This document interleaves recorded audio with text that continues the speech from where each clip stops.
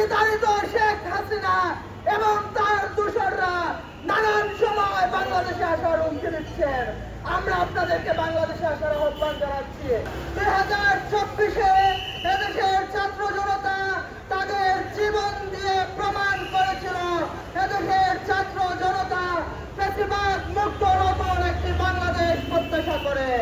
প্রিয় ভাইরা আমার, 36 দিনের আন্দোলন সংগ্রামের মধ্য দিয়ে এদেশের ছাত্র সমাজ প্রমাণ করেছিল ফ্যাসিবাদ দীর্ঘস্থায়ী হতে পারে, কিন্তু কোন ফ্যাসিবাদ চিরস্থায়ী হতে পারবে না।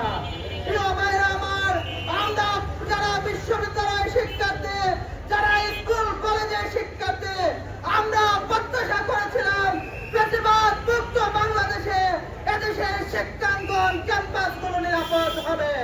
পাশাপাশি যারা ক্যাম্পাসে ষড়যন্ত্র, ক্যাম্পাসে হল দখল, ক্যাম্পাসে অস্থিতিশীলতা তৈরি করার চেষ্টা করছেন, আমরা পরিষ্কার বলে দিতে চাই, মাত্র 24 মাস পূর্বে ছাত্রদল, ছাত্র শিবির সহ প্রত্যেকটি ছাত্র সংগঠন কাঁধে কাঁধ মিলিয়ে আমরা শেখ হাসিনাকে বাংলাদেশ থেকে বিতাড়িত করেছিলাম। আমরা স্পষ্ট বলতে চাই, শিক্ষাঙ্গনের সাথে সন্ত্রাসের কোনো সম্পর্ক থাকতে পারে না।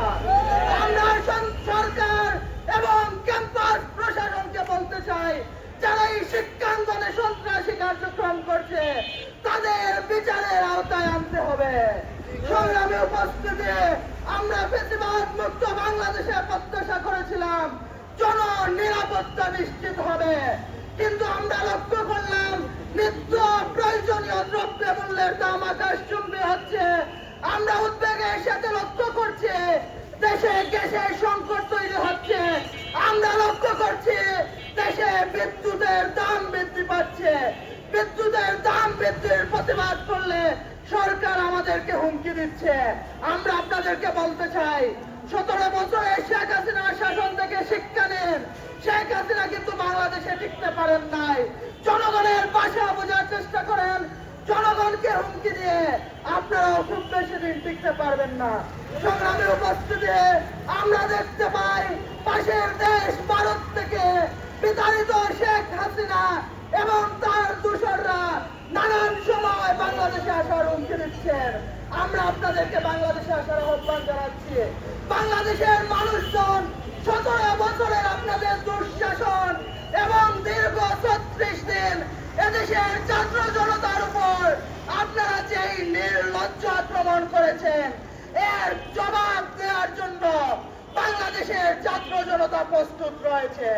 সংগ্রামে উপস্থিতি, আমরা বর্তমান সরকারকে বলতে চাই, বিগত সময়ে 2024 সালের জুলাই আগস্ট মাসে এদেশের ক্যাম্পাসগুলোতে, এদেশের রাজপথে ছাত্রলীগ, যুবলীগ যেইভাবে আমাদের ভাইদের উপর আক্রমণ করেছে, আমরা এর বিচার এখনো দেখতে পাই না। আমরা পতিত ফ্যাসিস্টদের, স্বৈরাচারীদের, সহযোগীদের এখনো দেশ এবং দেশের বাইরে অবাধে বিচরণ করতে দেখতে পাচ্ছি।